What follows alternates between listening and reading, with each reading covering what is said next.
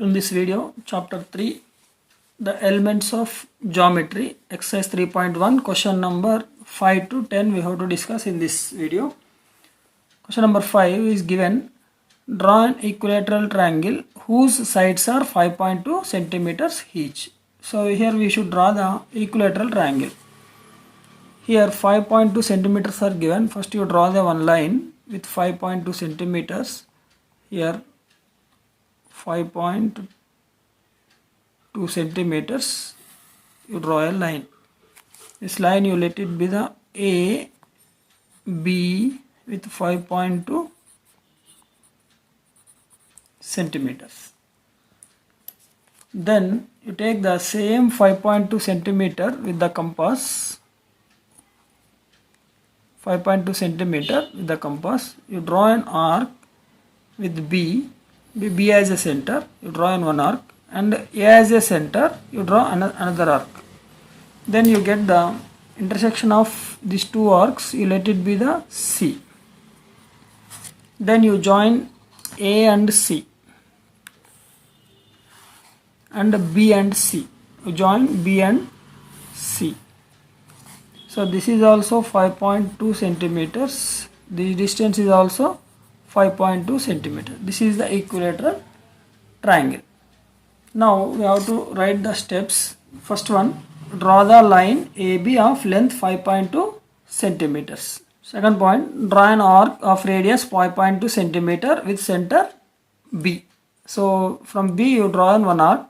Then third step, draw an arc of radius 5.2 centimeter with center A.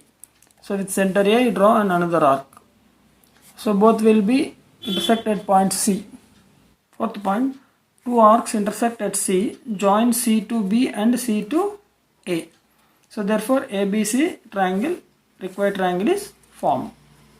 This is the construction of equilateral triangle. Question number 6 is given, what is conjecture and give an example for it. So conjecture means hypothesis. It is also called as imagination. So that is called conjectures.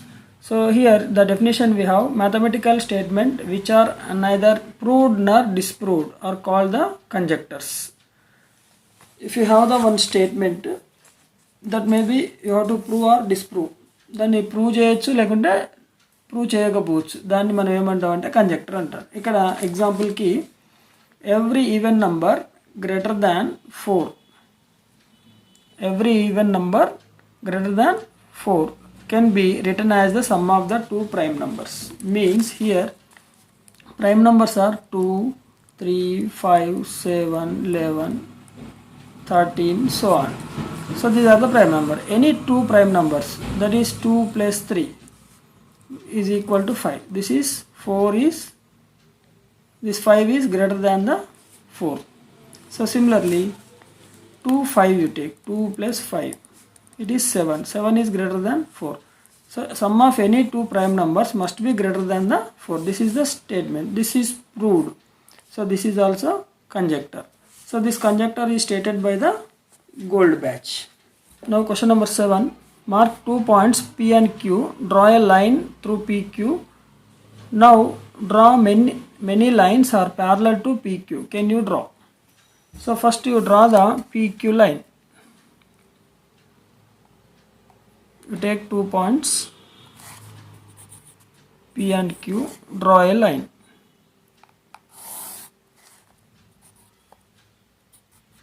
This is the PQ line. Now you draw the many lines parallel to this.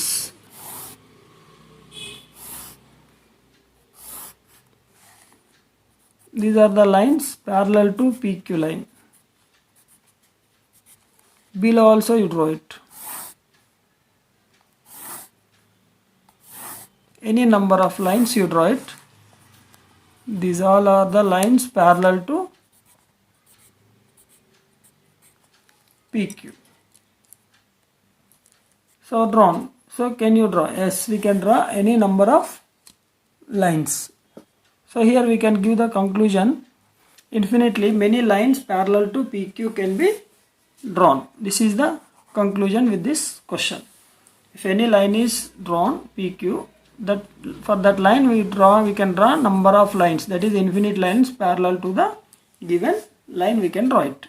Question number 8. In the adjacent figure, a line N falls on the lines L and M.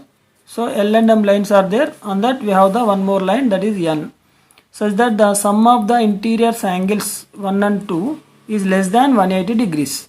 So when that, what can you say about the lines L and M? So what are these L and M? We have to say with help of this diagram. Here answer is given L, M and N are the lines. So here N is the transverse line. Here N is a transversal line. So here angle 1 is less than 90 and angle 2 is also less than 90 degrees. Here these two angles are less than 80 degrees, means if you extend these lines, if you extend these two lines will be intersect at one point.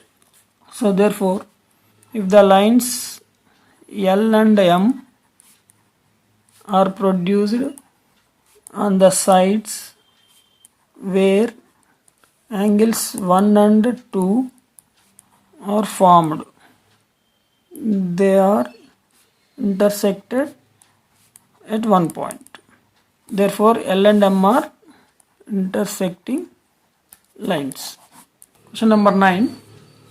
In the adjacent figure, if angle 1 is equal to angle 3, angle 1 is equal to angle 3 and angle 2 is equal to angle 4 and angle 3 is equal to angle 4, write the relation between angle 1 and 2 using the Euclid's postulates. Your answer is given angle 1 is equal to angle 3 and also given angle 2 is equal to angle 4 and angle 3 is equal to angle 4.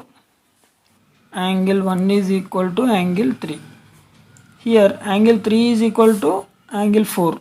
So in place of angle 3 you write down angle 4. This is since angle 3 is equal to angle 4. Now angle 4 is equal to angle 2. So angle 4 is equal to angle 2. This is since angle 2 is equal to angle 4. Therefore angle 1 is equal to angle 2. This is the relation between 1 and 2. Therefore angle 1 is equal to angle 2. Angle 2 is equal to angle 4. By Euclid's postulates, things which are equal to the same things are equal to the one another. Question number 10.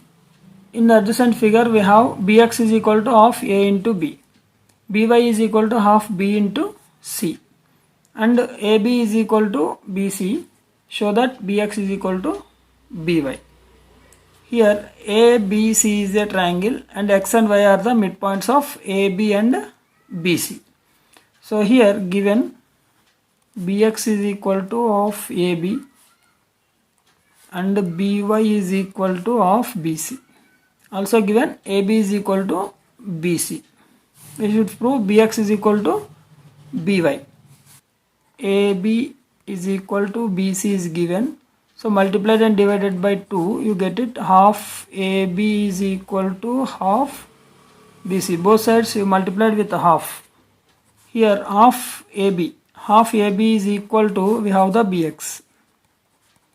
Half BC is equal to by. So therefore bx is equal to by. Hence proved.